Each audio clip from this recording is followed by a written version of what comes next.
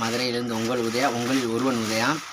இப்போ எப்படி நம்ம சாப்பாட்டு விரைவில் வச்சுருவோம். அது எங்கே பார்த்துருக்கோம் அப்படின்னா, மதுரை ஐயர் பங்களா அப்படிங்கிற இடத்துக்கிட்ட பார்த்துருக்கோம். உச்சப்பரமேடு அந்த சிக்னல்லேருந்து லெஃப்ட்டில் ஆணையூர் போகிற வழி திரும்பின உடனே கொஞ்சம் தள்ளி போனாலும் ஒரு கல்யாணம் பெரிய மண்டபம் இருக்கும். அதுக்கு எதிர்த்தாப்பில் ஆப்போசிட்டு தான் கடையை காமிக்கிறேன் உங்களுக்கு.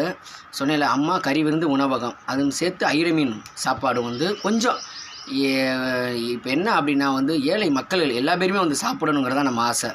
நம்ம ஆட்டோ நண்பராக இருக்கட்டும், ஒரு ட்ரைசிக்கல் ரிச்சா வண்டி ஓட்டுறவங்களாக இருக்கட்டும், அனைத்து பேருமே உடம்பு ஆரோக்கியமாக கொடுக்கணுங்கிறதா நம்மளோட எண்ணமே.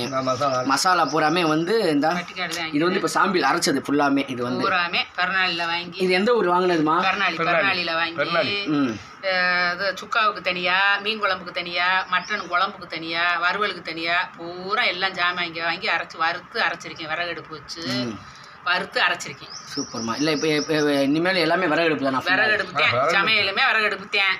வார மக்களுக்கு நல்லா வச்சு வச்சு கொடுப்பேன். பூரா எல்லாம் வறுக்கையிலே எடுத்துருக்கணும்.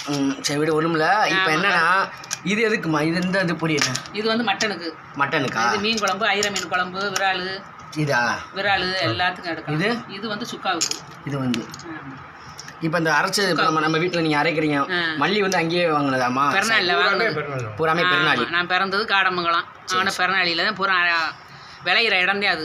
சரி சரி. ஆமாம். இப்போ வரையிலே அங்கேயே வாங்கிட்டு வந்துட்டோம் ஊரில். சரிம்மா. இப்போ இந்த பொடியும் இப்போ வராங்க, நம்ம கஸ்டமர் சாப்பிட வராங்க, பொடியும் கொடுப்போம். 150 போட்டு இடையை போட்டு கூட டப்பாவில் அடைச்சி விடுவோம்.